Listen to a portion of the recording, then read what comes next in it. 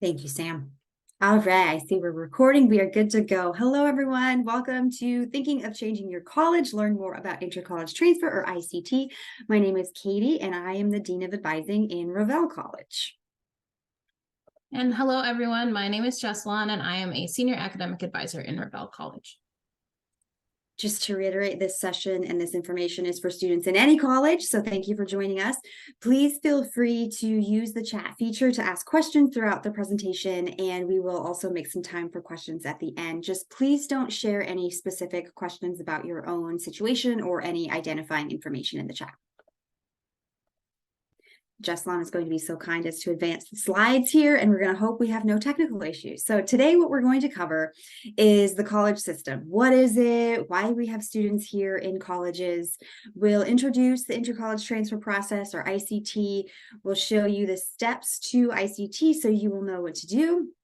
And then we will have you explore how to make an academic plan, which is the crucial step to determining if you qualify for ICT.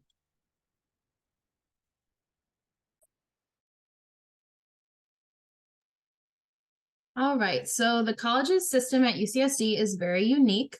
When undergraduates were admitted to UCSD in the 1960s, the college's system was intentionally built. It makes campus feel much smaller and allows you to connect with your colleges as a home base. There are now 8 colleges, which we have shown here. They all have their own traditions and histories, and they also have their own general education curriculum, which also includes their own unique writing programs.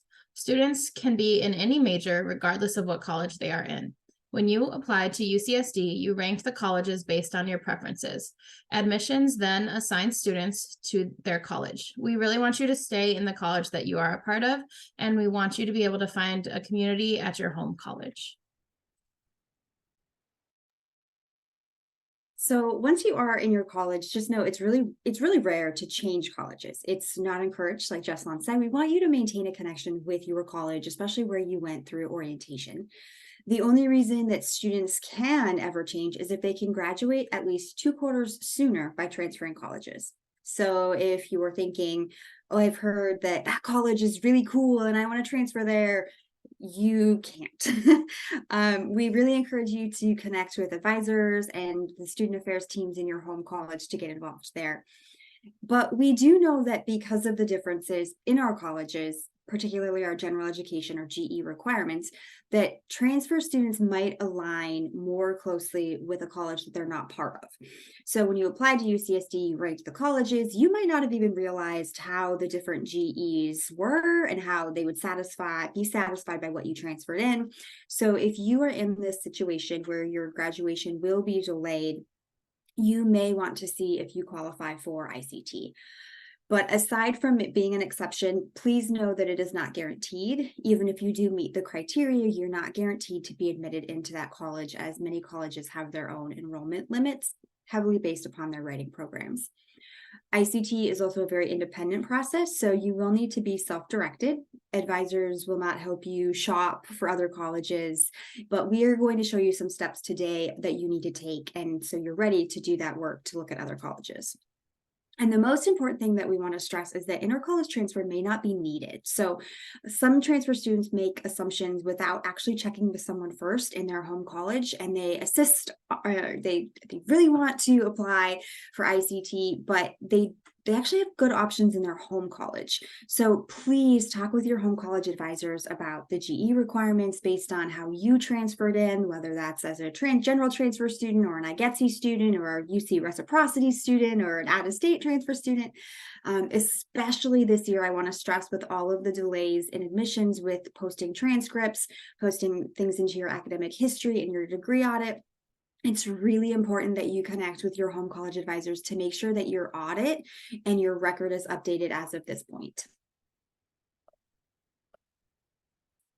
So the full process for intercollege transfer is broken down into these 6 steps, and we'll go through each of these steps to explain them a bit more fully. So step 1 is to confirm you are eligible to apply for the intercollege transfer. You need at least a 2.5 GPA at UCSD with at least a 2.0 quarter GPA for the quarter you apply.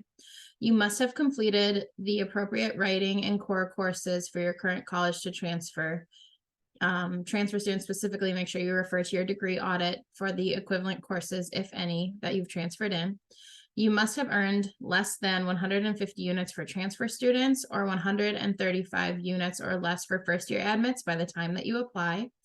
So we highly suggest that our transfer students plan to apply for ICT during their winter or spring of their first year at UCSD due to this unit timeline. A lot of transfer students will bring in the maximum transfer units of about 105. So you're pretty close to that 150 unit limit. So if you are seriously considering this and if you think that you are eligible, you should try and do it during your first year as a transfer. And then students who entered as freshman students cannot apply for ICT until their third quarter. So most likely that would be a spring quarter for them. And then the biggest one, which we have bolded and underlined here for you, is you have to prove that you can graduate at least 2 quarters earlier in the other college than you would in your home college. And we'll touch on that a little bit later about the specific plans you need to include. So if you are eligible, a crucial thing to know is the deadline. So no ICT applications are accepted in the fall quarter for any reason. The application is due at the end of week 4 of the winter quarter or the spring quarter, and then you're admitted for the following quarter. So for winter 2024, Friday, February 2nd is the deadline, and then you would be admitted for spring. So again, if you are on the ball and you're definitely know you want to do this, your deadline to have everything fully submitted would be Friday, February 2nd.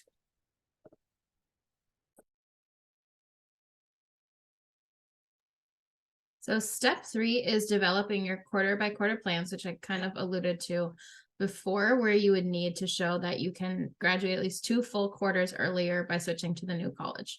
So this, again, like we mentioned before, is a very independent process. You will do this on your own. You should make a plan for your current college and then one for the college you want to transfer to. So say if you are a 6th college student, you need to make a plan for 6th college. And then say you want to transfer into Muir. You would also need a plan for Muir. And you work on both of those plans on your own, independently, kind of working from the websites of the different colleges that you're in and the one you want to go into. So your plans for both should include all of your major and GE and university requirements. The major requirements do not change no matter what college you're in. So those will all be the same. It's just the GEs will change and your university requirements are the same no matter what college you're in as well. It's just how some of that stuff overlaps might change a little bit. And one other thing we want to point out to you too is that your plans should be equitable. So for example, if at your current college you plan to take 12 units per quarter, you should also plan to take 12 units per quarter at the new college. So you can't say like, oh, I can magically graduate 2 quarters early because I'm taking 12 units in my current college, but I'm going to take 20 at my new college, and that's how I can graduate early. They need to be equitable. And when you bring them into your advisor to sign off on that, we would have to deny that plan because it's not equal.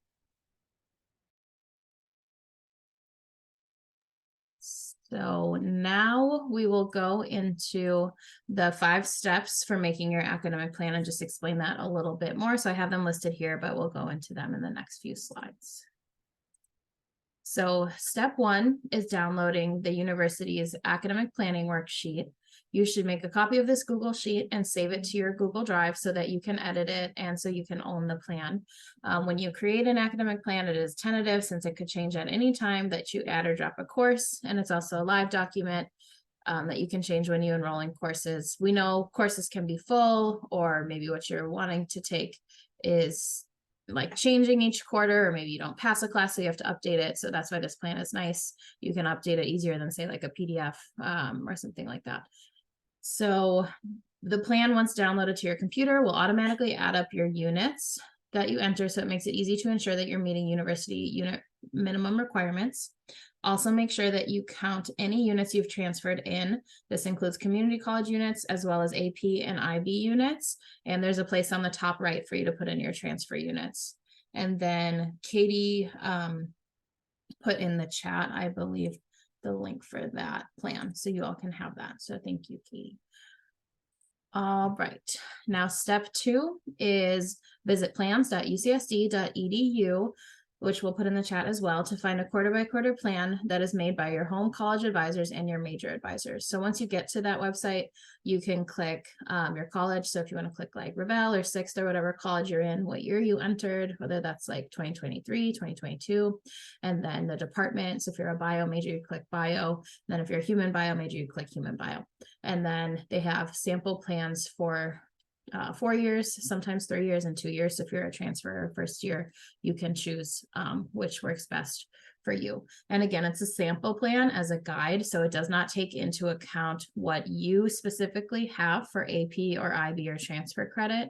If you took like AP Calculus or Calculus class at community college, the plan would still say like Math 10A or 20A because it doesn't know what you specifically took. It's just generally what a student should take. So if you have some of that done already from previous coursework, you would just move past that and like put a different course in its place. So step 3 is reviewing information in the course catalog, your home college's website, and your major's website. So the course catalog has information such as course descriptions and prerequisite information that you should consider when making your plan. And we'll add that to the chat as well for you. So again, if you were like a biology major in the course catalog, you could go to biology and then you could read about the different classes that are required as well as what prerequisites they have in there for you. So you can keep that in mind when putting your courses like in certain orders if you need prereqs. Then your college and major websites have information on the GE and university requirements as well as major course requirements. And an easy rule of thumb to find your major department or even your college is just on Google typing the name of the program or the college, followed by the word major if it's the major, and then UCSD after. So if you were like a psych major, you can just Google psychology major UCSD, and it's typically the first link that pops up. Same if you're looking for your college, you could just Google like Sixth College, GE requirements, UCSD, and it'll come up right there. So that is what I would suggest for you there. And now step 4 is checking your degree audit. So hopefully you all are fairly familiar with your degree audit by now. Even if you don't fully know how to read it, if you're like a new student, at least you've looked at it before or went over it at orientation with your advisors and things like that. So your degree audit is an analytical tool that allows you and your advisors to assess your progress towards completion of your major requirements, college GE requirements, university requirements, and if applicable, your minor requirements. So a lot of requirements are listed on there, but this is kind of the holy grail of where we have everything listed, and we can see if you've completed classes or what you still need. So it is a valuable tool for academic planning and course selection. The degree audit aligns your in-progress and completed coursework with requirements of your degree program. This document, similar to the academic plan we were discussing before, is also a living document. It gets updated if you add or drop a class, change the grading option, if you send in your transcripts and they get applied, whether that was when you first started or if you took something over summer and transferred that in while you're a continuing student here, that would get updated on your degree audit, or when a professor enters a grade, it would change from work in progress to the actual grade. Your degree audit is split into sections by requirements, and your major requirements are the first large section at the top. Then your college requirements follow, and finally, your university requirements are after that. Okay, so step 5. Finally, we're at step 5, which is begin making your plan. So you should utilize the sample academic plans that we discussed, the course catalog, your college and majors websites, and your degree audit to begin filling out your quarter by quarter planning worksheet. Remember, again, for the inter-college transfer application process, you need to make a quarter by quarter plan for your home college, and then another one for the new college you want to apply to transfer into. You will need to look at the GE requirements for the new college you want to transfer to on their website so you can fit those into your plan. And making these plans is a very independent process on your part, and you need to be self-directed, and advisors will not help you shop around for other colleges. We can show you the steps you need to take, like Katie and I are doing right now in this workshop, but you have to be ready to do some work and research on your own. Okay, and then finally, after you've got through all the previous steps that we talked about, in making your plan is ask for help. So if you need help adding in your major requirements to your plan, you can contact your major advisors. Your major advisors, or excuse me, your major requirements will not change no matter if you switch colleges or stay in the one that you were assigned. And if you've gotten to this point in making your plans and realize that you do not qualify for the ICT, the intercollege transfer, because you cannot show that you can graduate 2 full quarters early, you can talk to your home college advisors and they can help you develop a plan for remaining in your home college and graduating in a timely manner. They can work with you on how to space out your GE requirements to have just like 1 per quarter, or talk about what options may be a better fit for you or feel less rigorous for you. They could talk to you about options of taking GE requirements, if applicable, at community college over the summer.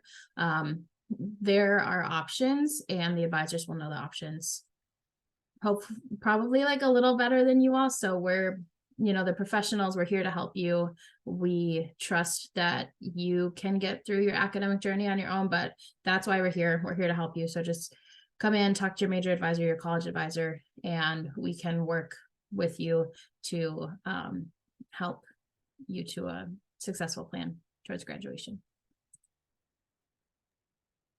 All right, so if you've made it that far in the process and you've determined that you are eligible, you've made your plans, you will just need to complete the full application form. So this includes writing a statement. It does not have to be a lengthy statement, no more than a page.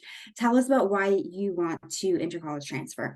You can find this form just by searching for it on Google. We put it on the Revelle College website, and then we will also share it here in the chat.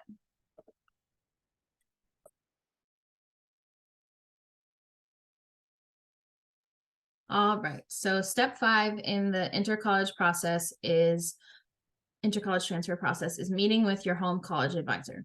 So your college advisor is required to sign your ICT application and your quarter-by-quarter plan for your home college. We are double checking that you are eligible to apply for the intercollege transfer and that your plan for the home college is correct. So say if you were a Revelle student and you came in to meet with me, because I'm a Revelle advisor, I would be looking over your plan. I'd be making sure that your plans are equal, 12 units per quarter, 16 units per quarter, whatever, just so they're the same for each plan. And then I would be like with a fine tooth comb looking over the Revelle plan, because that's what I'm an expert in. And then I can like rightfully sign off that that plan is correct. And after, if you're eligible and if your packet for ICT is approved, then the college advisor for your current college would sign off on it, and then we give it back to the student, and then you turn it in to the new college that you want to apply to by Friday of week 4. So you need to, again, plan ahead if you need to have it signed by your current college. So don't try to like make an appointment with them or come to a drop-in on Friday of week 4, because there might not be time or availability to get that signed in time by us for you to then turn it into the new college.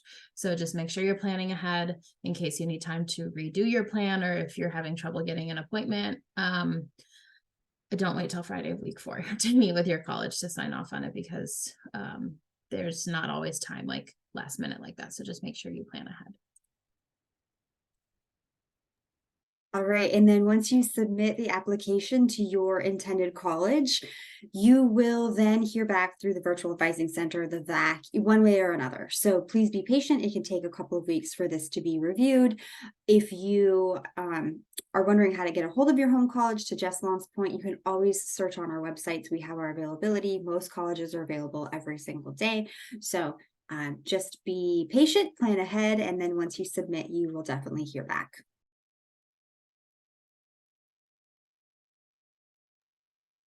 We also have a few tips for the ICT process. Although Katie and I both advise for Revelle College, we can provide you with information about the other colleges that may also be helpful. So 7th College is not accepting ICTs until spring 2024. Muir College and 8th College are not accepting ICTs. So just keep that in mind when you're applying. We have 8 colleges. 3 of them we have listed there are not accepting right now. You're in a current college, which you in this scenario would be trying to switch out of. So that leaves you with 4 options. So just keep that in mind of those restrictions we have on ICT right now. Check the new college's website for their requirements. Marshall has a very helpful webpage about what will count for their upper division breadth, depending on your current major. So if you're thinking about Marshall, they have a helpful website on there. And then just check the college's website for requirements. As we mentioned before, each college has their requirements for transfer students specifically, typically laid out on their websites, and you can find that all online. All right, that is the end of the formal presentation. So thank you so much for joining us today. We hope that you learned a little bit about this process. We know that it is a lot of information. We went through it pretty quickly, and just know that your college advisors, regardless of your college, are available through the virtual advising center, through drop-ins, sometimes appointments, if you do need any assistance. We're happy to take questions. You can either use the raise your hand function, you can send us a chat, you can turn on your audio and say your questions out loud. Just try to keep your questions generic, not necessarily specific to your situation. And we are happy to answer any of those questions. Sam, if you want to stop recording, you're welcome to, but we will hang out and answer questions.